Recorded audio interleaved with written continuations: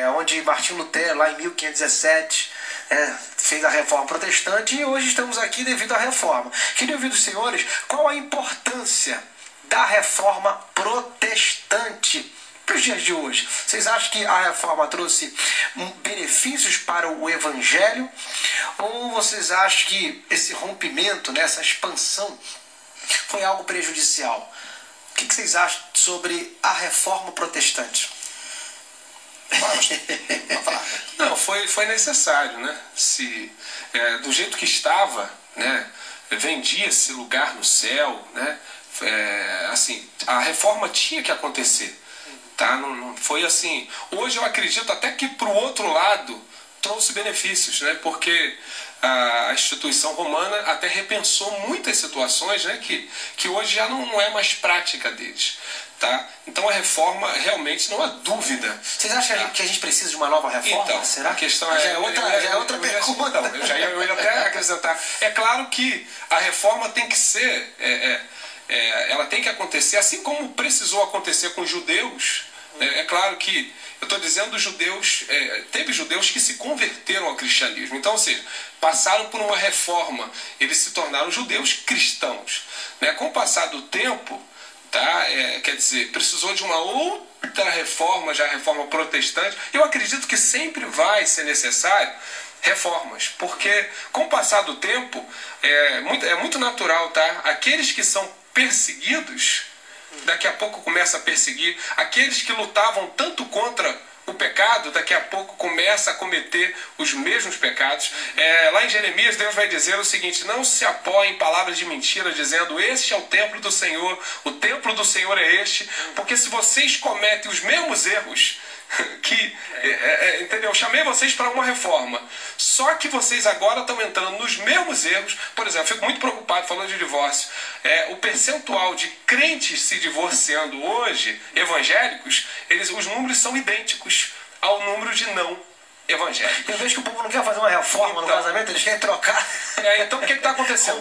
Isso preocupa. O número de jovens que não se casam e faz sexo fora do casamento, dentro da igreja, é o mesmo de fora. Então, quando isso começa a acontecer, a gente começa a ver que está na hora de uma outra reforma, porque isso está parecendo muito normal, sabe? E não é normal. Reforma em nossos púlpitos, nossas pregações, nossa vida, né? Eu vejo que às vezes a pessoa muitos pastores, pregadores e cantores estão se sentindo importantes porque pregam para a multidão, quando na verdade está todo mundo nivelado no mesmo nível diante da cruz. E quando o cara começa a se sentir melhor do que os outros, aí está perdendo o sentido do evangelho, né? Nós temos que voltar. Eu convidei um cantor, né? Um cantor gospel que o músico, né, o tecladista, morava muito próximo da sua casa. E ele disse: eu quero 2 carros, né? Porque eu não ando com meus músicos. Muito então, importante, né? Foi o último convite, né? Ele está precisando de uma bela reforma. Foi o úlimo convite, porque como que eu não posso ter comunhão nem com o músico que toca comigo no altar? Muito estranho, isso aí tu vê. É uma outra reforma. Uma outra reforma urgente. Humanamente falando, né, se fala em reforma. Espiritualmente... Mas ele é construtor. Olha, então sabe muito bem sobre essa reforma. Muito bem, pastor Charles, essa é a tua área. O que é uma reforma, né?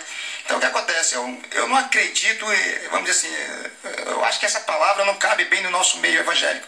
Reforma, entendeu? Então, humanamente falando, é reforma. Espiritualmente falando, eu acho que a igreja está passando por um período de, espiritualmente, muito, sei lá, muito delicado. Muito delicado. Da instituição, é claro que instituição, claro, mas isso está atingindo também a igreja. Está atingindo a igreja, já atingiu, né?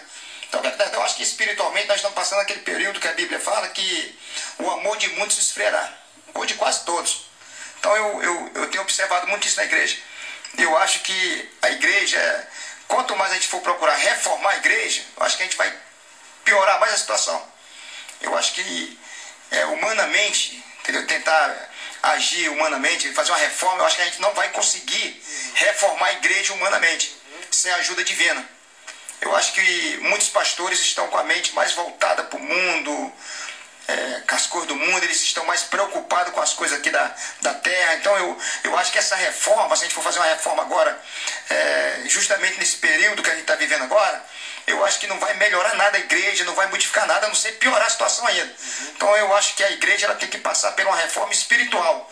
Deus, sei lá, Deus, eu não sei o que Deus vai fazer, mas eu acho que Deus vai fazer alguma coisa, sacudir a igreja, ele vai fazer alguma coisa aqui que venha mudar o pensamento de muitos pastores, de muitos membros, para poder eles voltarem a ser realmente aquilo que Deus quer que eles sejam. Já a gente vai para um break e vamos passar aqui já para o pastor Braz.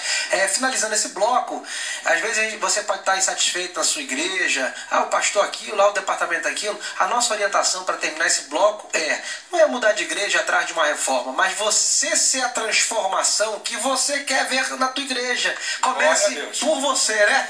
Começa pela sua vida, seja a influência que você quer ver a sua igreja crescer, e seja a mudança que você quer ver na sua igreja. Não saia daí.